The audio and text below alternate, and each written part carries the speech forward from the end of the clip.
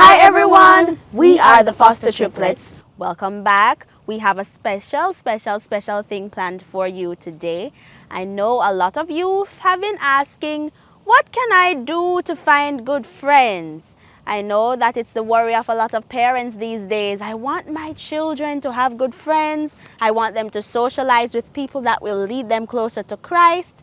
So, if you are looking for a good friendship and some people who want to take notes, even if you're an older person, stay tuned. And also, for those who want to get a good relationship as well, there are some tips in here that are really good. Now, we don't claim to be relationship experts. We don't claim to be experts on the art of friendship.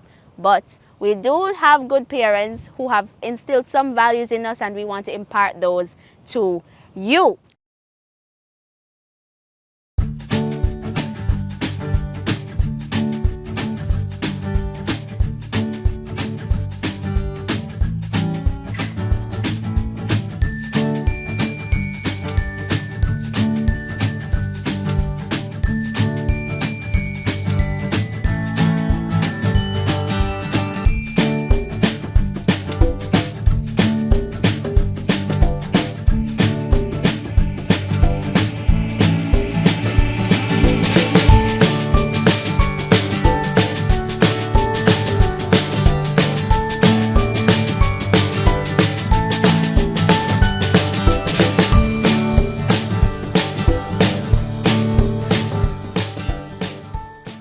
How do you know if you have a godly friend, Michaeli? How do I know, Mahari? I'll throw that question to you. Thank you so much. There are some non-negotiable things that you must look for in a godly friend, or there are some traits or characteristics that a godly friend will have.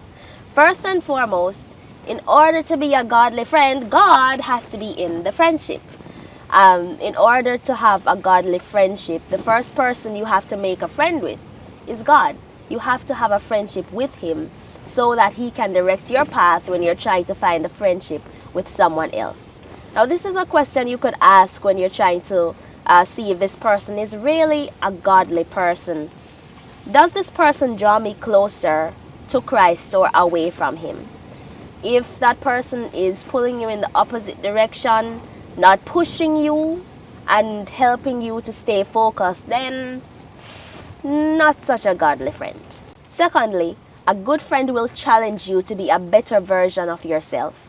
If a good friend, if a friend, let's put that in quotation marks, if a friend is not pushing you, challenging you to go farther than where you are at this moment and say, you can do it. You know, maybe you wanted to go back to school and that friend said, it's fine, it's okay. And that person is not pushing you towards your goals and challenging you, then that might not be such a good friendship after all. And third, does that person respect your boundaries?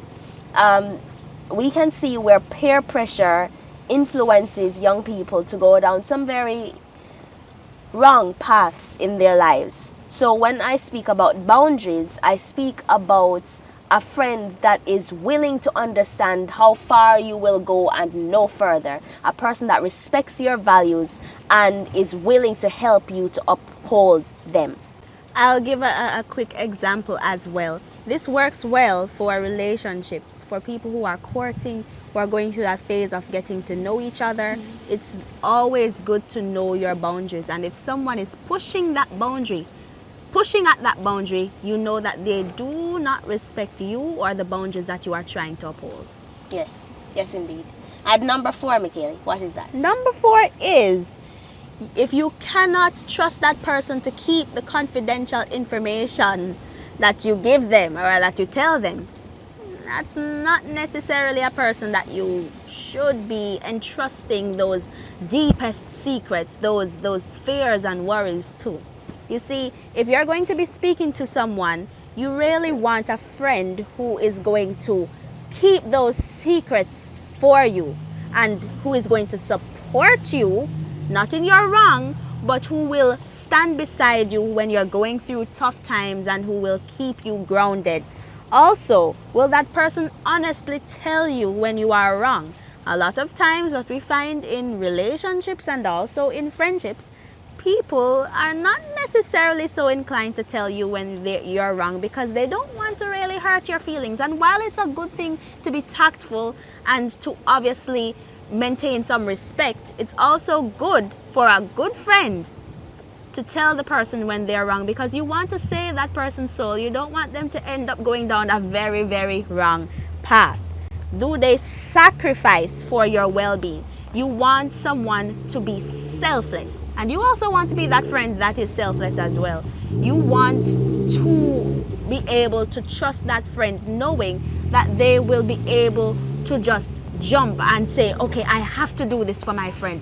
I must do this for my friend. I will Yes. come through for them. And we also want to be that embodiment of Christ when he was here on earth. And even now, as he is in heaven, he is always by our side and is willing to sacrifice for us. So I want you and also that friend that you're willing to choose, or that relationship that you're choosing, to be A sacrificial one. a very selfless relationship. At number 7.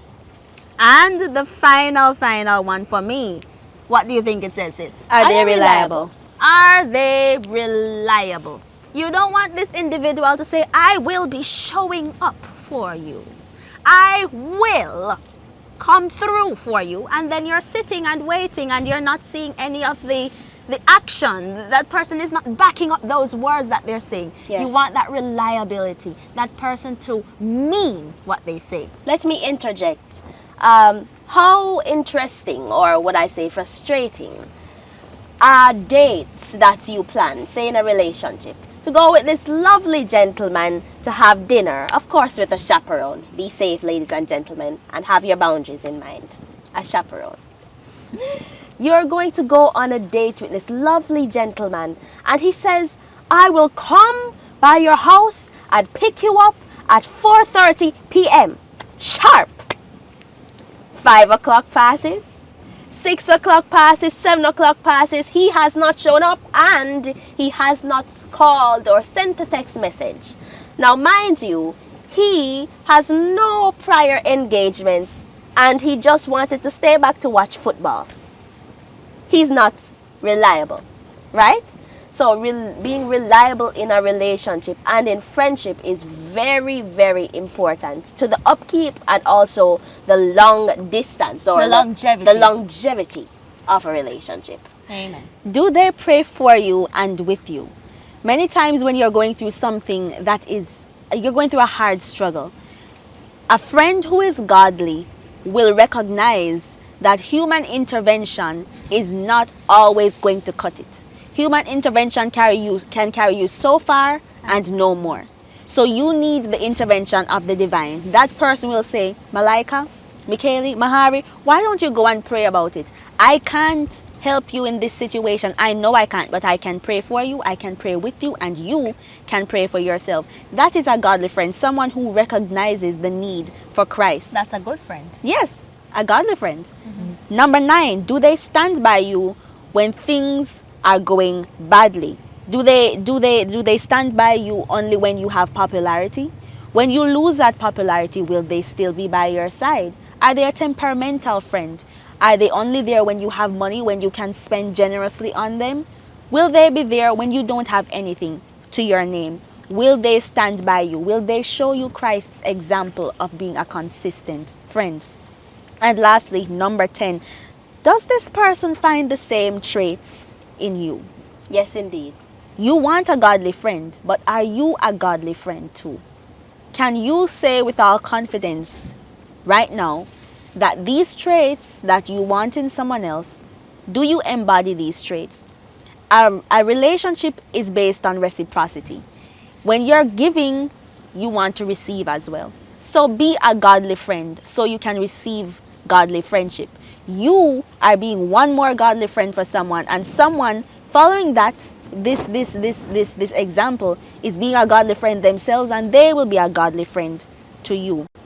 Remember, friendships are encouraged strongly in the Bible. It says in Proverbs 18 verse 24, a man who has friends must himself be friendly, but there's a friend who sticks closer than a brother. And This his means, name is Jesus. yes, this means, ladies and gentlemen, that you must be friendly. So you mustn't be walking around with a long face saying, I'm standing on the corner and my long face will draw me friends. No, you must be friendly. You must demonstrate that friendliness that Jesus showed on earth. And then you will be a magnet. People will be drawn to you. You will have a lot of friends. Don't worry about that. I mean, obviously, it's going to be a little hard for some introverts. I'm an ambivert here, so sometimes it's a little hard.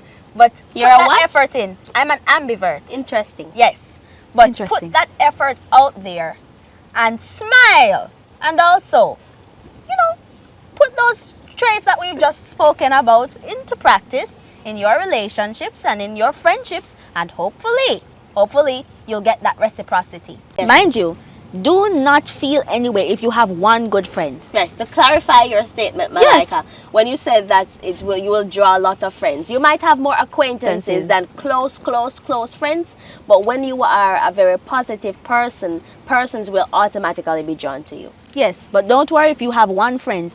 One good friend is better than 10 bad friends, don't you think? And remember, God sticks closer to you than a brother. So even if your friends forsake you, you still have a friend in Jesus. So don't you worry, don't you fret. The best example of a friend is Jesus Christ, and he's willing to start a friendship with you today. So, this was your little tips for friendship and for relationships, and hopefully we'll get to do this another time. Remember to like, share, and subscribe If you so please. if you so please. And for those who are new to the Foster Triplets family, welcome aboard. It's good to have you, and we hope to see you on another video. Bye. Bye.